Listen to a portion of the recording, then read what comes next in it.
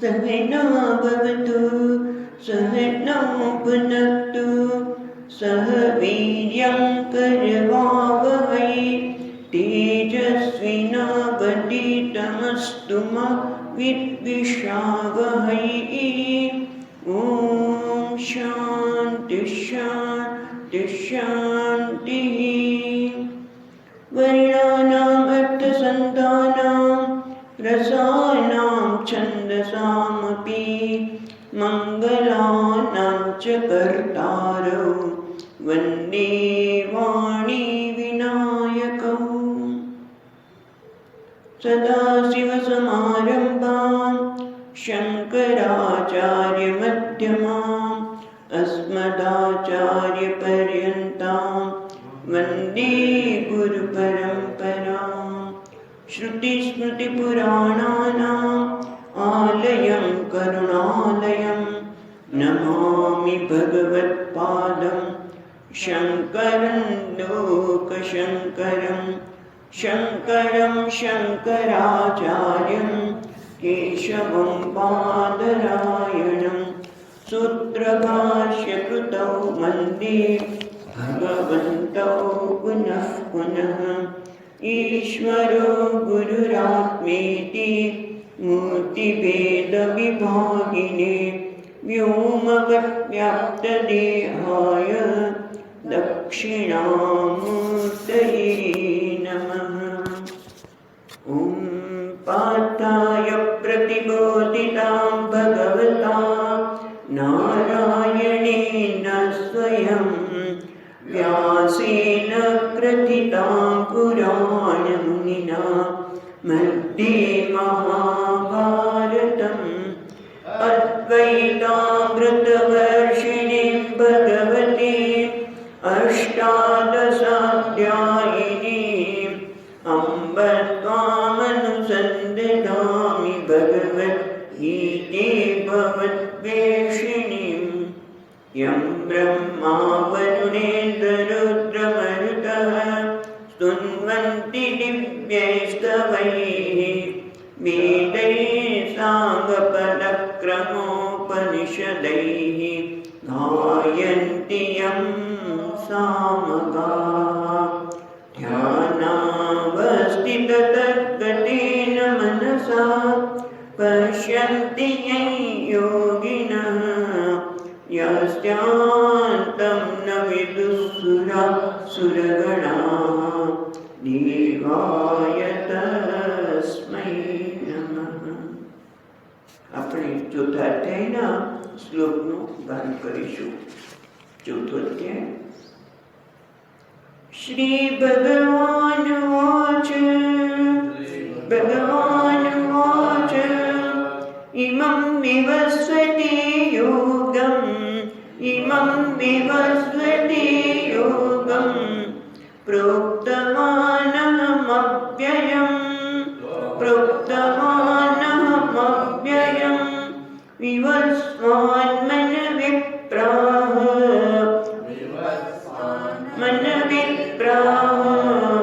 मनोरिक्ष्वाकविब्रवीत् एवं परम्परा प्राप्तम् इमं राजर्षयो विदुः सकाले नेह महता योगो नष्टः परन्तप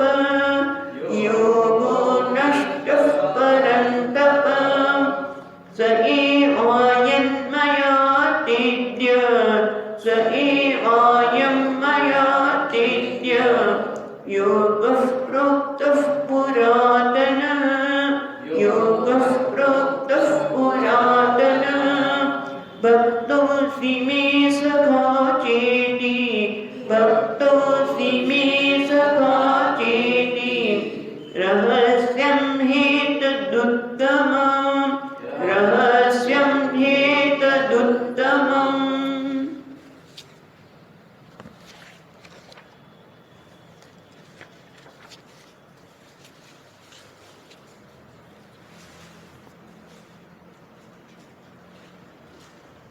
ગઈકાલે આપણે જોઈ ગયા હતા એ પ્રમાણે અધ્યાયના પ્રારંભમાં ભગવાન આ જે બીજા અને ત્રીજા અધ્યાયમાં જે જ્ઞાન નિષ્ઠા લક્ષણ જે યોગ છે એની પ્રામાણ્ય બતાવે છે. જેમ કે આંખ છે એ રૂપ જોવાનું પ્રામાણ્ય છે. આ રંગ કેવો છે તો કે કેસરી. પછી તમને કંઈક પીળો છે તો તમે સ્વીકારશો નહીં, કારણ કે આ કેસરી રંગ છે. એ રીતે એને કે પ્રામાણ્ય, રૂપ માટેનું પ્રામાણ્ય આંખ છે. એ રીતે આ જ્ઞાનનું પ્રામાણ્ય, આજે મેં જ્ઞાન આપ્યું છે કોઈ સામાન્ય નથી, મારું પોતાનું નથી. મેં તને અત્યારે કહ્યું એ, પણ એ કેવું મહાન જ્ઞાન છે. કેવી મહાન મહાન વ્યક્તિએ આ જ્ઞાનને પ્રાપ્ત કર્યું છે. જેમ કે મુંડક ઉપનિષદમાં પ્રારંભમાં જ કહે છે, બ્રહ્મા દેવાનાં પ્રથમ સંબભૂવ વિશ્વસ્ય કર્તા ભુવનસ્ય ગોપ્તા. કોણ હતા બ્રહ્માજી? જે પ્રથમ દેવતા, જે વિશ્વના કર્તા, સર્જન કરતા, પાલન કરતા એવા બ્રહ્માજીએ આ સર્વબ્રહ્મ વિદ્યા સર્વવિદ્યામ પ્રતિષ્ઠા, આ બ્રહ્મ વિદ્યા અને સર્વ વિદ્યામાં પ્રતિષ્ઠિત છે. એને અથર્વાય જ્યેષ્ઠ પુત્રાય પ્રાહ. એ અથર્વ જે પોતાનો મોટો પુત્ર હતો એને આ બ્રહ્મ વિદ્યા આપી. એટલે કે આ પરંપરાથી આવતું જ્ઞાન છે, કોઈ સામાન્ય નથી. અહીંયા ભગવાન પોતાની વાત કરે છે કે આ જ્ઞાન કેવું છે કે જે મેં સૃષ્ટિના પ્રારંભમાં વિવસ્વાને આપેલું. અને આ કેવું જ્ઞાન છે? અવ્યય. કારણ કે વેદનું જ્ઞાન છે, વેદ જે નિત્ય છે, પ્રવાહ નિત્ય છે, માટે ક્યારેય વેદ થતો નથી. અને આ જ્ઞાનનું ફળ પણ કેવું છે? અવ્યય. એક વખત આ જ્ઞાનનું ફળ મળ્યું કે હું કેવો છું, આ જ્ઞાનનું ફળ એટલે બ્રહ્મ વિદ્યા, એટલે કે હું કેવો છું તો કે નિત્ય મુક્ત. હું હંમેશા મુક્ત છું. જ્યારે બંધનમાં માનું છું ત્યારે પણ મુક્ત છું. હું અપૂર્ણ માનું છું ત્યારે પણ કેવો છું? પૂર્ણ છું. કરતા માનું છું ત્યારે પણ હું અકર્તા જ છું. આ જે જ્ઞાન છે એનું ફળ ક્યારેય નાશ ન થાય. કર્મનું ફળ નાશ થાય છે, પણ આ જ્ઞાનનું ફળ ક્યારેય નાશ ન થાય. અને માટે કહ્યું અવ્યય. અને આ જ્ઞાન વિવસ્વાને પોતાના પુત્રને મનુને પ્રાહ એટલે સારી રીતે કહ્યું, એને બરોબર સ્પષ્ટ સમજાય એને કહ્યું. અને મનુએ પોતાના પુત્ર ઈક્ષ્વાકુને કહ્યું, જે ઈક્ષ્વાકુ વંશ સૂર્યવંશની પ્રારંભના રાજા છે તેને કહ્યું. શા માટે કહ્યું? તે રાજાને કેમ કહ્યું? ક્ષત્રિયને એટલા માટે કહ્યું કે જેથી આ જ્ઞાનથી એના એક આધ્યાત્મિક બળની પ્રાપ્તિ થાય. શારીરિક બળની તો આવશ્યકતા છે જ.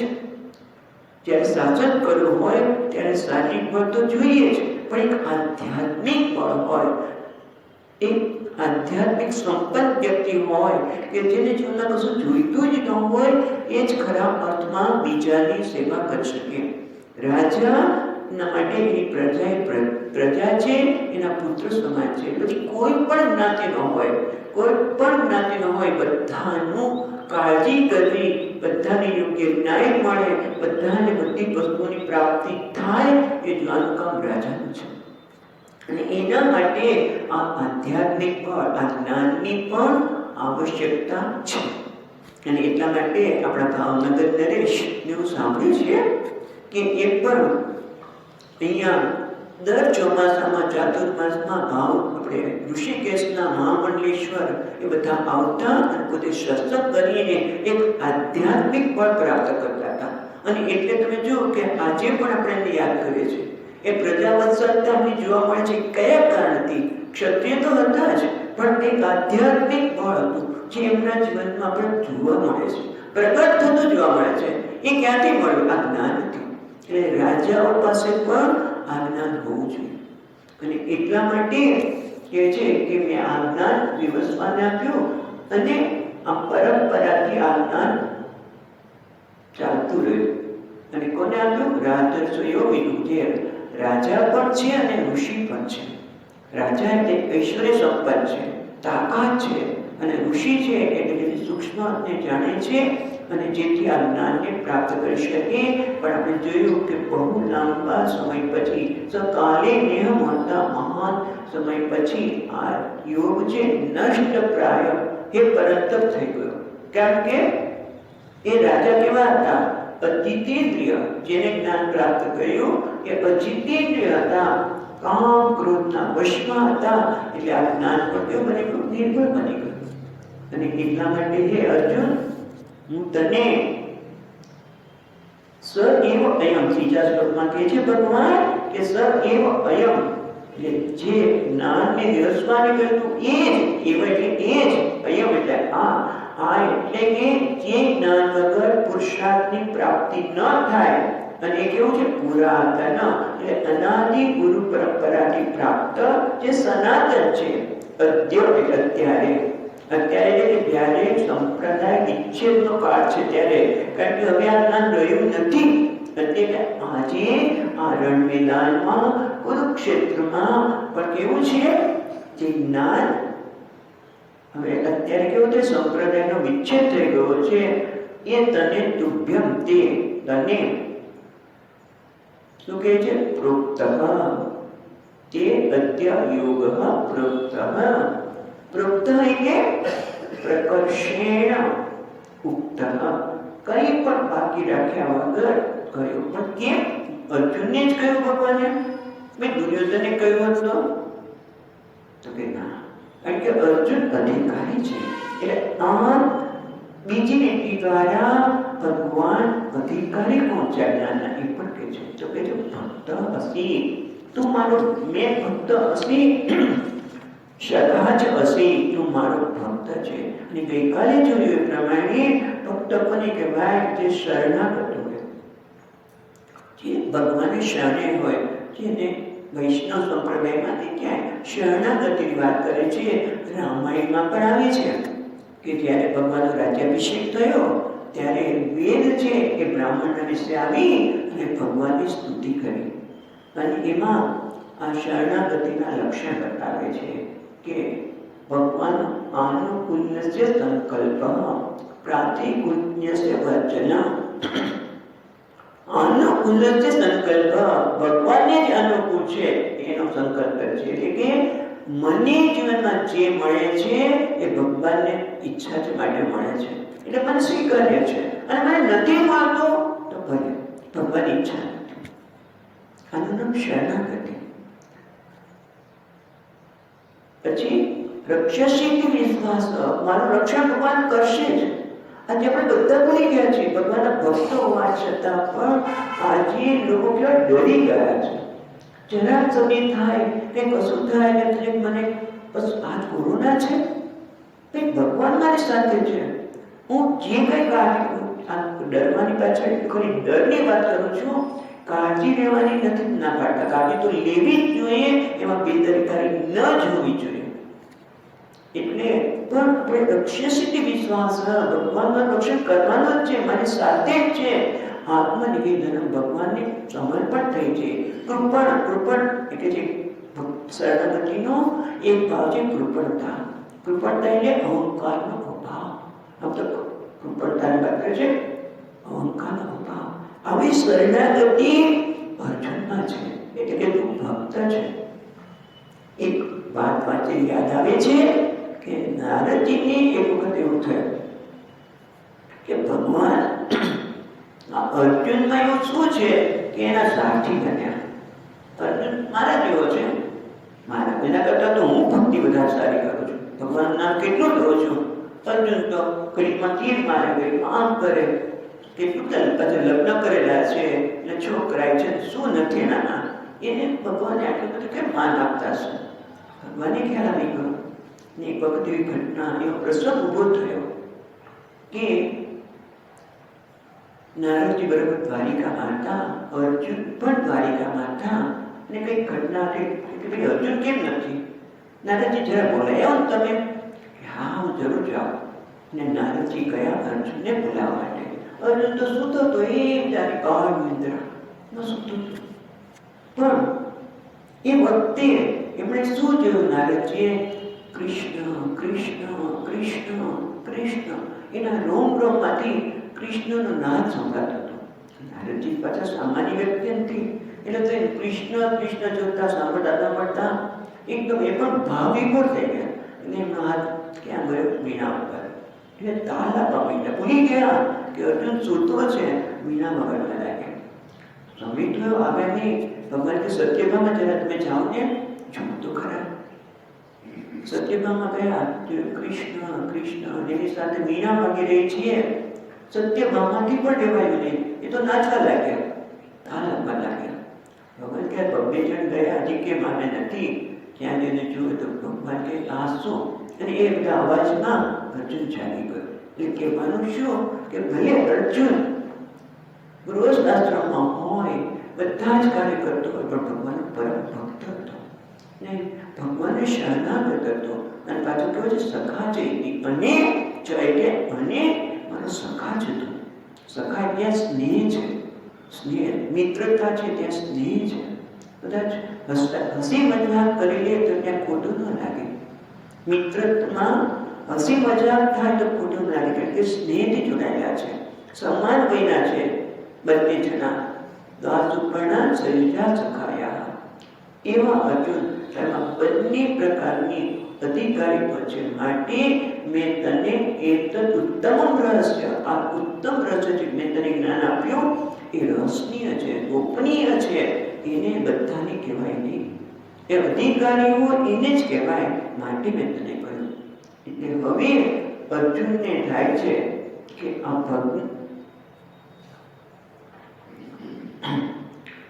ભગવતા વિપ્રતિષ્ઠિતમ ઉત્તમ. ભગવાન એક બાજુથી કહે છે કે હું આ યુગ તને કહું છું, અને આ યુગ વિવસ્વાને કીધો. એટલે સામાન્ય વ્યક્તિ, અહીંયા તો શંકરાચાર્ય અને મધુસૂદનજી મહારાજ કહે છે મૂર્ખાણા. શંકરાચાર્ય નહીં, પણ મધુસૂદનજી મહારાજ તો સ્પષ્ટ શબ્દ વાપરે છે મૂર્ખાણા. શંકા અપનેતુમ.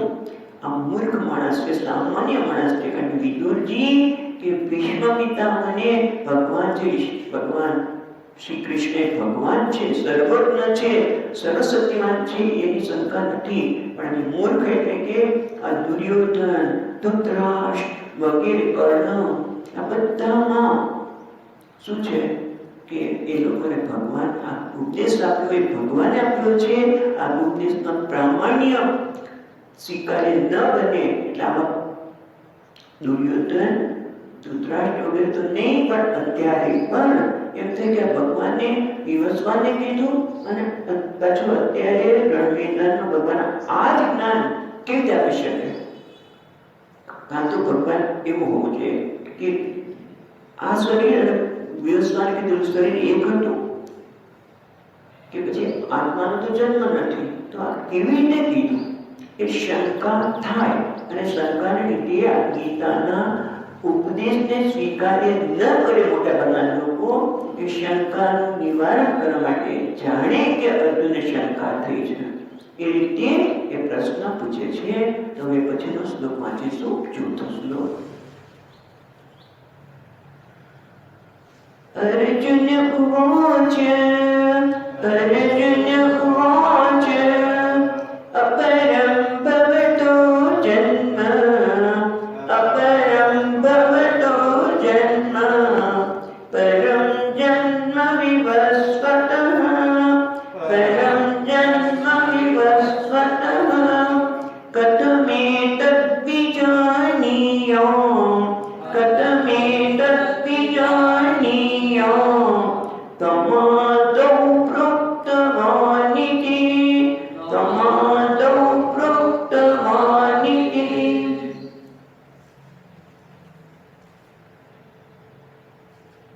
એટલે કે છે અર્જુન પૂછે છે કે ભગવાન અપરમ ભવતો જન્મ પરમ જન્મ વિવસ્વતઃ.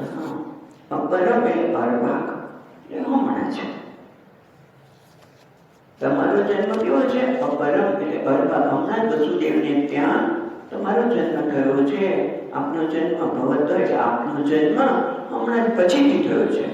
અને પરમ જન્મ વિવસ્વતઃ, પરમ એટલે પહેલા, વિવસ્વાનનો જન્મ તો ખૂબ પહેલા થયો છે. તમારું તો મનુષ્ય શરીર છે અને વિવસ્વાન તો દેવતા છે. બે રીતે પણ જોવા જેવું છે. તમે તો મનુષ્ય શરીર ધારણ કર્યું છે, એ તો વિવસ્વાન છે, એ તો દેવ શરીર છે.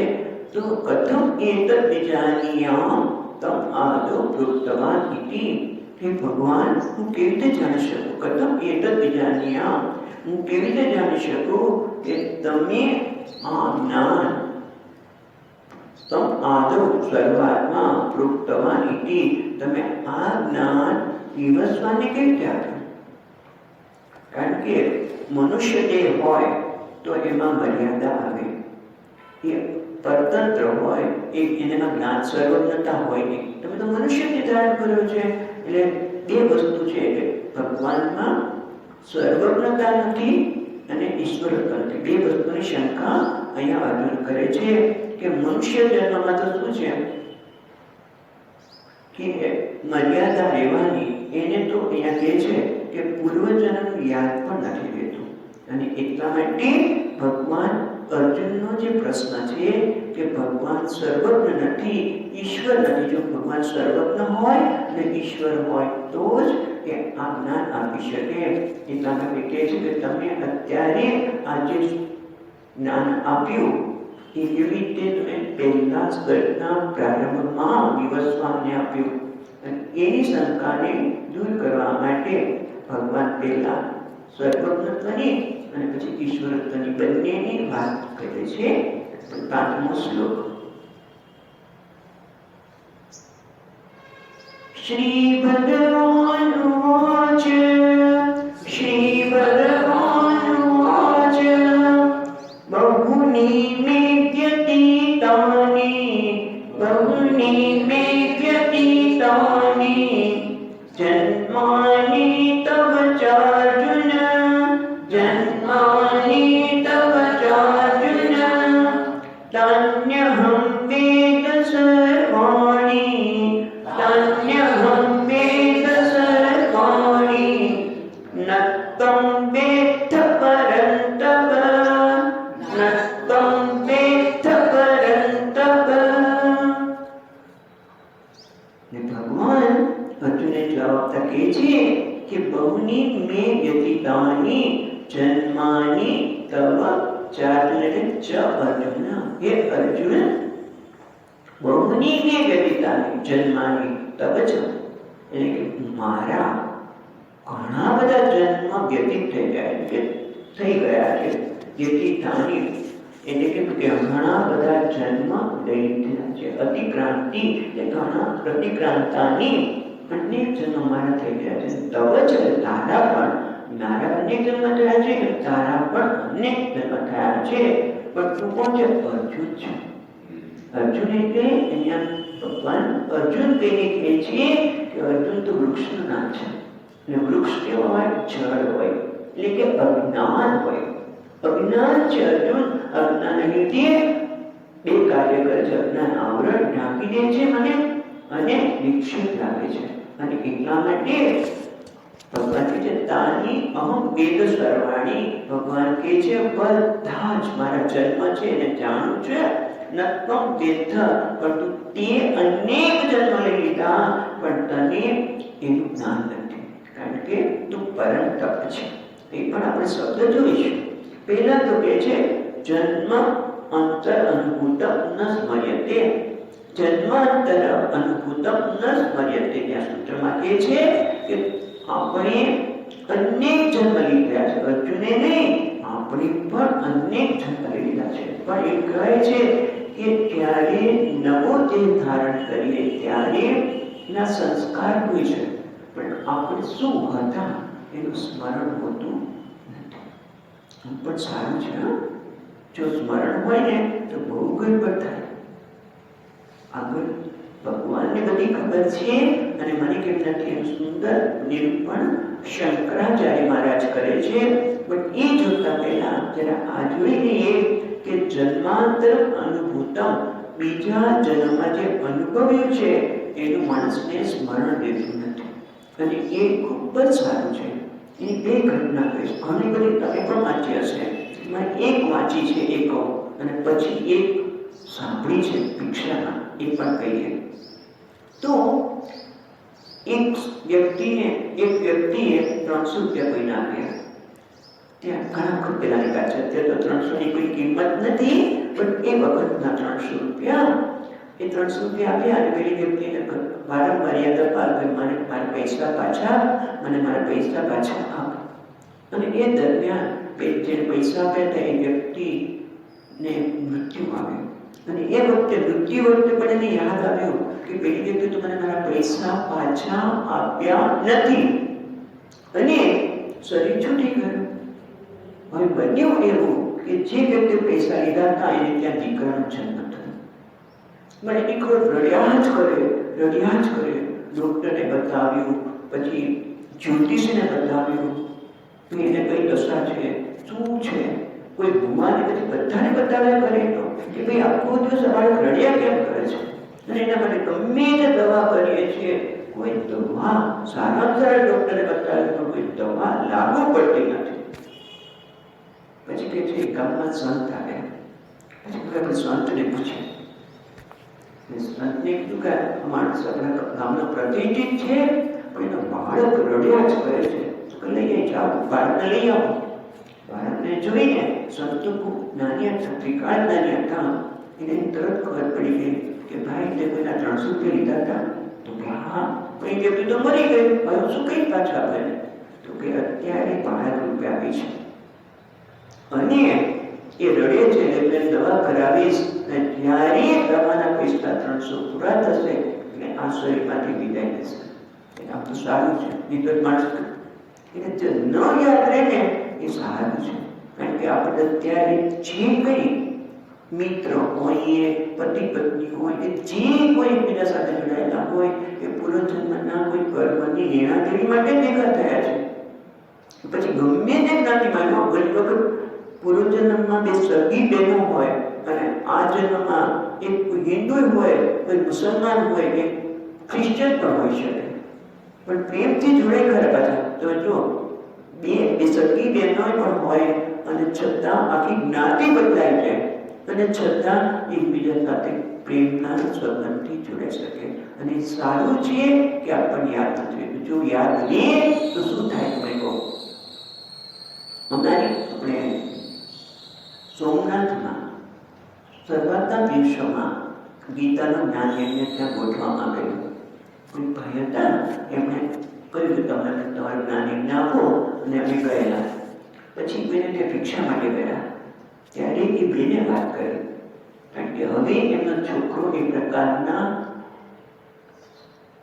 એમને સતત હેરાન કરતો હતો. છોકરો શું કે જન્મ્યો ત્યારથી એ જરાક મોટો થયો, એના બૂટ પહેરવા, કપડાં તો ઇસ્ત્રી ટાઈટ જ હોય, ગમે તેવા કપડાં નાના છોકરાનો હતો છતાં પણ એને કપડાં બરાબર ઇસ્ત્રી ટાઈટ જોઈએ, એના બૂટને પણ પોલીસ થયેલો હોવો જોઈએ, એવું એને ગમે જ નહીં, કપડાં કરી નાખે. અને વારંવાર કે મને અમદાવાદ લઈ જાઓ, મને આંબાવાડી લઈ જાઓ, અમદાવાદમાં પણ આંબાવાડી લઈ જાઓ. ઘડીએ ઘડીએ આવી વેન કરે. આ લોકો બિચારા કંટાળી ગયા કે આ છોકરાને આમ કેમ થાય છે, એની પાછું કંઈ થયું હશે. પણ પછી કોઈ લઈ તો જાઓ, પછી અમે લઈ ગયા. એ લોકોએ બનેલી હકીકત કીધી કે છોકરો બાજુમાં બેઠો હતો અને પછી કે છે કે અમે ત્યાં લઈ ગયા અને પછી એ કીધું કે ત્યાં એનો એક્સિડન્ટ થયેલો. ત્યારે એ ઓફિસર જે છોકરો હતો એ પૂર્વજન્મમાં અંબાવાડીમાં એ સ્થાન પર એનો એક્સિડન્ટ થયેલો અને શરીર શાંત થઈ ગયું. અને જે સંસ્કાર હતા, કપડાં અપડેટ જોઈએ, બધું જ અપડેટ, એ વસ્તુ પાછી આવી. પણ સાથે સાથે જે ત્યાં ઘટના ઘટી હતી ને એ ઘટનાને બતાવી કે જો આવી રીતે થયું હતું, કોણે કર્યું હતું એક્સિડન્ટ વગેરે બધું બતાવ્યું. પછી એનું મન શાંત થયું. ત્યાં સુધી મનમાં એમ જ હતું કે મારો એક્સિડન્ટ થયો, કોણે કર્યો તે બધું ને ત્યારે દાદુશ્રી હતું અને એ બતાવ્યું કે પછી જ એનું મન શાંત થયું. એટલે કહેવાનું તાત્પર્ય એ છે કે સારું છે કે આપણને જન્મનું પૂર્વના જન્મનું સ્મરણ નથી, એટલે વ્યવહાર બહુ જ મુશ્કેલ બની જાય. પણ હવે અહીંયા સરસ વાત કરે ભગવાન કે નત્તમ એથ પરંતપ, કે અર્જુન તારા અને મારા અનેક જન્મ થઈ ગયા, પણ તું અર્જુન છે. કે અજ્ઞાન છે. એટલે કે ધર્મ અધર્માની પ્રતિબદ્ધ જ્ઞાન શક્તિ પાર. કારણ કે તારી યાદ એટલા માટે નથી કે તારી જ્ઞાન શક્તિ છે એ ઉઠિત છે, પ્રતિબદ્ધ છે. તેનાથી છે ધર્મ અને અધર્મથી. કારણ કે જ્ઞાન ન હોવાથી બધામાં સર્વજ્ઞતા રહેલી છે. પહેલા એક વસ્તુ જાણીએ કે દરેકની અંદર સર્વજ્ઞતા રહેલી છે, પણ એ સર્વજ્ઞતા ઉત્થિત થઈ જાય છે. શેના લીધે? ધર્મ અને અધર્મ, એટલે કે રાગ અને દ્વેષ, કામ, ક્રોધ, ઈર્ષા, આ બધી વૃત્તિને લીધે મારી જે શક્તિ છે એ અવરોધિત થઈ જાય છે. મારું જ્ઞાન કુંઠિત થઈ જાય છે અને એટલે મને યાદ રહેતું નથી. તમે જોયો કે જેમ જેમ ઉંમર થાય ત્યારે પણ એવું થશે અને ઘણી વખત નાનપણથી પણ એવું થાય. કેમ? કારણ કે એ પ્રકારના કર્મો આપણે કર્યા છે. ધર્મ અને અધર્મ રીતે બધાને આ સ્થિતિ થાય છે. જ્યારે ભગવાન કહે છે હું તો કેવો છું નિત્ય શુદ્ધ, નિત્ય બુદ્ધ, મુક્ત સ્વભાવકાર. મારી બુદ્ધિ હંમેશા શુદ્ધ છે. એમાં રાગ દેશ નથી આવતા, ઈર્ષ્યા વગેરે આવતું નથી. અને આપણે તો આપણા કર્મ સહજતાથી બાંધી લે છે. તમે જુઓ કે નિંદામાં શું મળવાનું? પણ માણસે નિંદા થતી હોય ને તો તરત જ કરવી, આ વ્યક્તિ બરોબર નથી, આમ આવી છે.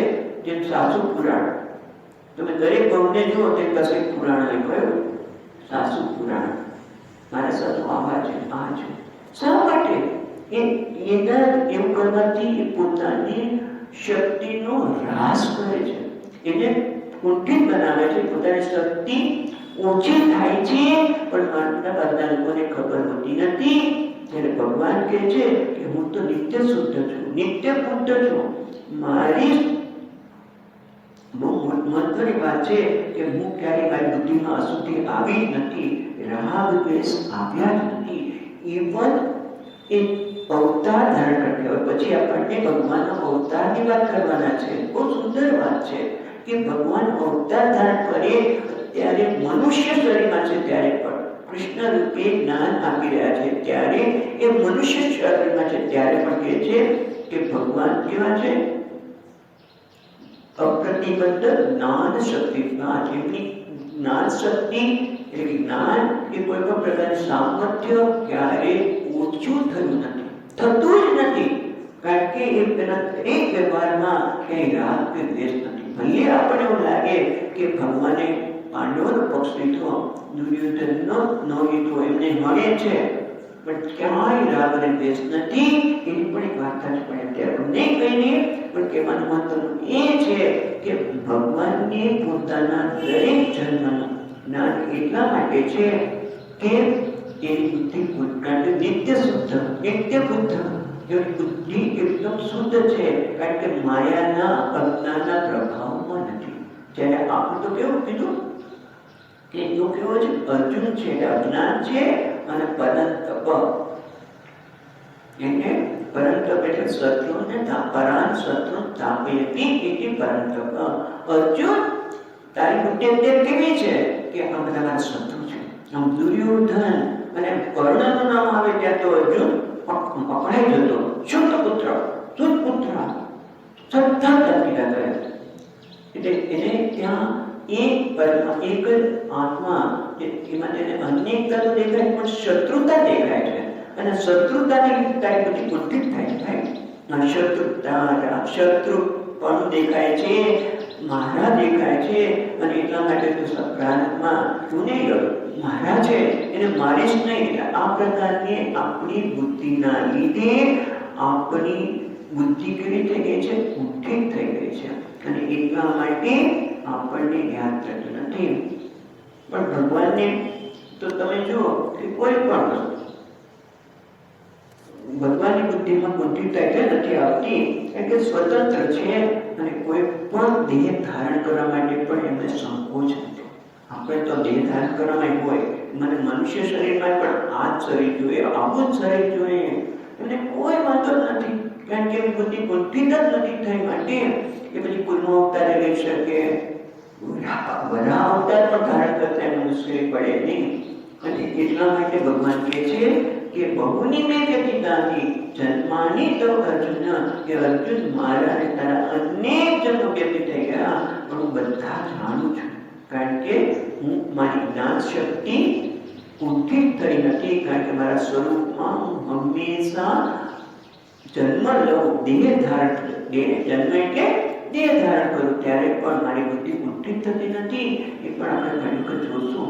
એટલા માટે મને બધા ખબર છે, પણ એ પરમ તપ છે માટે તને ખબર નથી.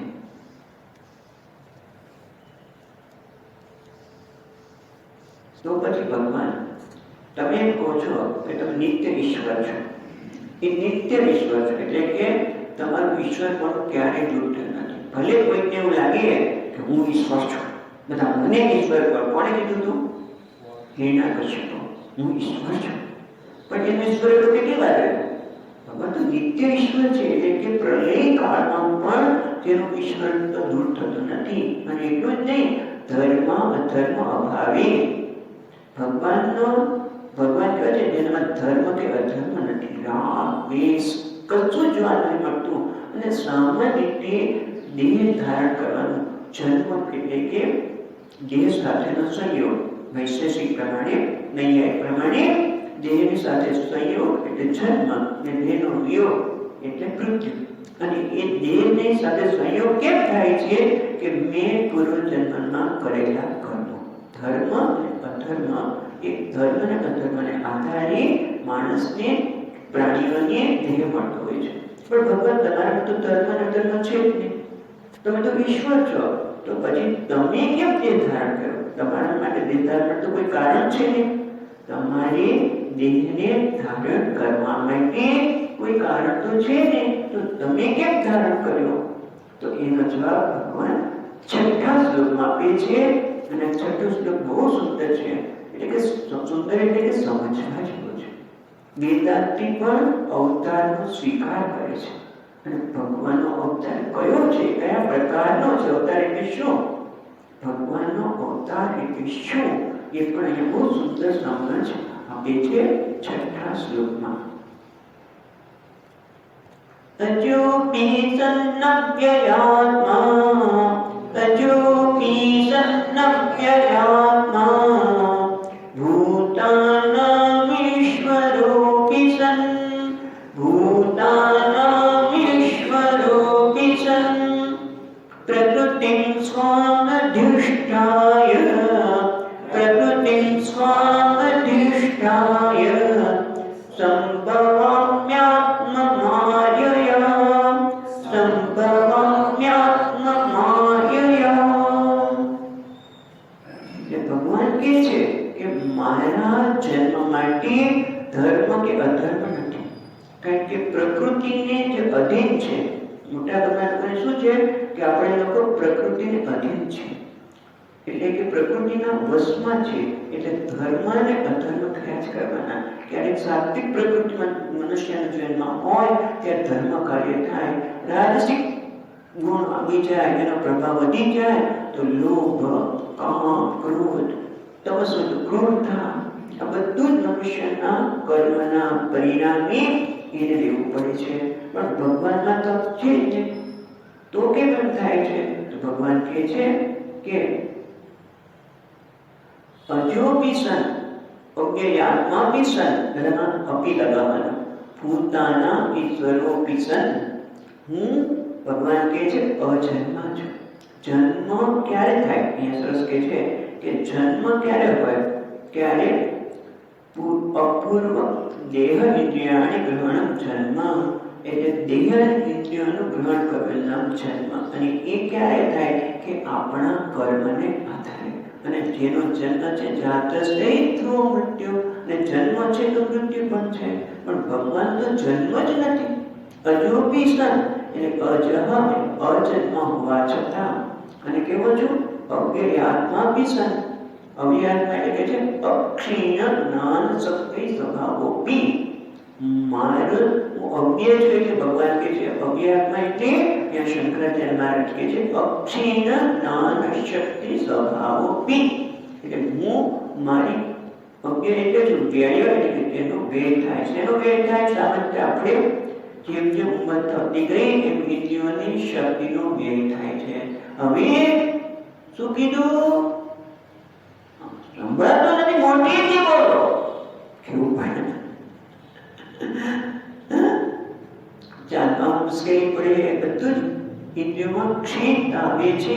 પણ ભગવાન કહે છે મારી તો જ્ઞાન અને શક્તિ, એટલે જ્ઞાનમાં પણ કોઈ ક્ષીણતા નથી, કારણ કે હું સર્વજ્ઞ છું.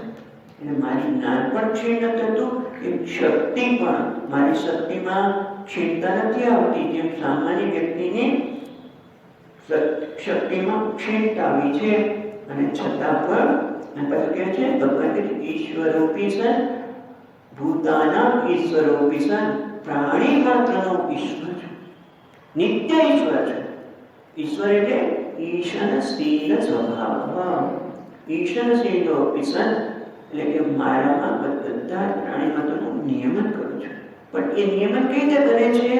ત્યાં નિષ્ઠ દિશામાં કહે છે આચાર્ય કે જેમ એક રૂમમાં 50 અરીસા હોય અને દેવતાઓ ત્યાં પ્રવેશ કરી અને બધા જે દેખાતા અરીસામાં દેખાતા પ્રતિબિંબનું નિયમન કરે છે. હાથ ઊંચો કરે, બધા જ હાથ ઊંચો કરે.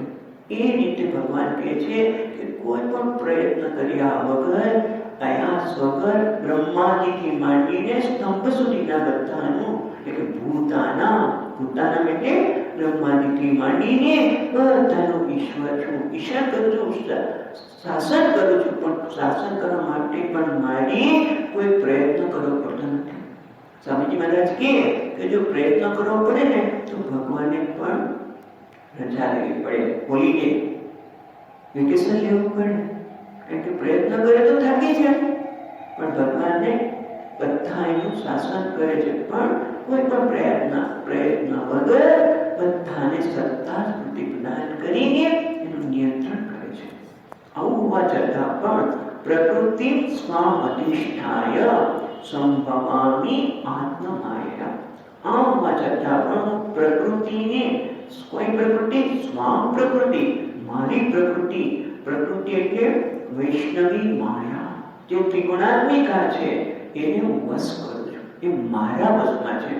સામાન્ય રીતે જીવને વશમાં છે, પ્રકૃતિ માયાના વશમાં છે, સ્વતંત્ર છે. એ માયાથી સ્વતંત્ર નથી, જાણે કે માયા એને નચાવે છે. યંત્ર રૂઢાની માયા, ભગવાન કહે છે ને કે જાણે એને માયા ગોળ ગોળ ફેરવે છે. એક જન્મમાંથી બીજા જન્મમાં, એક યોનિમાંથી બીજી યોનિમાં આ માયાને નચાવે છે.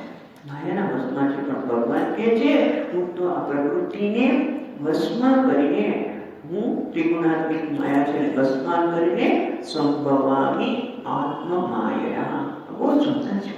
પછી ચર્ચા આપણે આગળ ચલાવીશું. પણ કહે છે કે મારી માયાને વશ કરીને સંભવામી એટલે સારી રીતે પ્રગટ થવું છે. એટલે કે જાત અજન્મ હોવા છતાં પણ જાણે કે એવો એટલે કે જાણે કે મેં જન્મ લીધો, જાણે કે મેં કર્મ કર્યું. જાત ઇવ દેહવાન ઇવ સંભવાન, જાણે કે મેં દેહ ધારણ કર્યો, જાણે કે મેં જન્મ લીધો.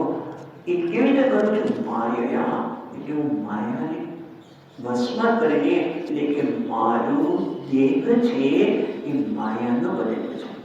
સામાન્ય રીતે દેહ બનેલો છે પંચમહાભૂતનો, જે ધર્મને અધર્મને આધીન છે, જે કર્મને આધીન છે, એનો દેહ બનેલો છે પંચમહાભૂત. પંચમહાભૂતનો બનેલો છે. ભગવાનનો દેહ પંચમહાભૂતનો નથી બનેલો, માયાનો બનેલો છે. એટલે કે જાણે કે દેહવાન ઇવ, જાણે કે દેહ છે, ખરેખર પંચમહાભૂતનો નથી. માયા એટલે જગતનું કારણ, સત્વ, શુદ્ધ સત્વ. જે શુદ્ધ સત્વ છે તે ભગવાન, એ શુદ્ધ સત્વનો આશ્રય લઈને જાણે કે, જેમ જાદુગર જાણે કે, આપણે જોઈએ કે જાદુગર કોઈ જાદુ કરતો હોય અને પોતે એક બાજુ ઊભો છે અને પોતાનામાંથી જ્યાં બીજો જાદુગર એવું બનાવી અને બીજા સાથે લડતો હોય, એ બધું આપણે જાદુમાં જોઈએ. પોતે ઊભો છે અને સાથે બીજા સાથે લડી પણ રહ્યો છે, હવામાં લડેલા છે, એવું પણ બધા જાદુગર. પણ એને ખરેખર એ દેહ ધારણ કર્યો નથી. એ રડી રહ્યો છે એ જાણે કે દેહ ધારણ કર્યો છે. જો એ ચાલુ કરી શકતો હોય તો પરમાત્મા તો માયાનો આશ્રય લઈને કેવો છે? દેહ ધારણ કરે છે. ખરેખર પરમાત્મા તો કેવો છે? અનેક કણમાં છે, સર્વત્ર છે, પણ એ દેહ કેમ ધારણ કરતી? પછીના શ્લોકમાં કહેવાના છે, પણ એ દેહ ધારણ કરે સર્વત્ર હોવા છતાં પણ, કણે કણમાં હોવા છતાં પણ આપણે ઉપનિષદમાં જોઈ ગયા એ પ્રમાણે તત્સૃષ્ટવા તદેવાનો પ્રાવિશત, એને આ જગતનું બધાનું સર્જન કરીને પાછો પ્રવેશ કર્યો. જેમ દેવદત્તે ઘરમાં પ્રવેશ કર્યો, એટલે કે પ્રવેશ કર્યો એટલે તાદાત્મ્ય કર્યો. અને એ રીતે ભગવાને સર્વત્ર હોવા છતાં પણ એક દેહમાં જાણે કે દેહને ધારણ કર્યો, કૃષ્ણ દેહ ધારણ કર્યો, રામનો દેહ ધારણ કર્યો. અને એટલા માટે સર્વત્ર હોવા છતાં માટે સરસ નાનકડી વાત યાદ આવી. એ વાતને કહી અને આપણે ટકીશું. તો એક બિરબલને અકબરે પૂછ્યું કે કોણ મોટું, હું મોટો કે ઈશ્વર મોટા? હવે એમ કે ઈશ્વર મોટા. તો કામ પૂરું થઈ જાય બિરબલનું. એટલે એને પૂછ્યું, હા ના, શું વાત કરો? તમે ઈશ્વર કરતા પણ મહાન છો. એટલે તું મારી માખણ લગાવવાનું શરૂ કર્યું. બિરબલ કે માખણ લગાવવાનું શરૂ કર્યું કે શું અકબર? એટલે કે એવું નહીં બોલ્યા, પણ મનમાં અકબર સમજી અને કહે છે કે તું કેને કે હું મહાન છું ઈશ્વર કરતા? એટલે કે અરે જાપના, તમે ધારો તો આ સ્થાન છોડીને બીજે જઈ શકો, હિમાલયમાં જઈ શકો, બીજે ક્યાંય પણ ફરવા જઈ શકો, પણ ઈશ્વર કે જઈ શકે નહીં. કેમ? તો સર્વત્ર છે. એટલે મહાન છે. એટલે કહેવાનું એ છે કે ઈશ્વર સર્વત્ર છે, કણે કણમાં છે, અને ત્યારે એ દેહને ધારણ કરે છે. પણ એ દેહ ધારણ કરવા માટે કોઈ ધર્મ અધર્મથી થયેલા કર્મની આવશ્યકતા નથી. પોતાની માયાને જ વશ કરીને એ પોતે સંભવામી, પોતે પ્રગટ થાય છે. અને એના ઉપર હજી આપણે વિસ્તારથી વાત કરીશું. આના સંદર્ભમાં, અવતારના સંદર્ભમાં માયા શબ્દ કેટલાક લોકોને સ્વીકાર્યા નથી. તો એ લોકો શું માને છે પણ વિચાર કરી અને પછી આપણે આગળ જઈશું. આવતી વખતે આના પર વિચાર કરીશું. પૂર્ણમિદઃ પૂર્ણમિદં પૂર્ણાત પૂર્ણમુદચ્યતે પૂર્ણસ્ય પૂર્ણમાદાય પૂર્ણમેવાવશિષ્યતે. ઓમ શાંતિ શાંતિ શાંતિઃ. શંકરં શંકરાચાર્યં કેશવં બાદરાયણં સૂત્રભાષ્યકૃતૌ વંદે ભગવन्तौ પુનઃ પુનઃ. ઈશ્વરો ગુરુરાત્મેતિ મૂર્તિભેદવિભાગિને વ્યોમવદ્વ્યાપ્તદેહાય દક્ષિણામૂર્તયે નમઃ. ઓમ શાંતિ શાંતિ શાંતિઃ. હરિ ઓમ. શ્રી ગુરુભ્યો નમઃ. હરિ ઓમ.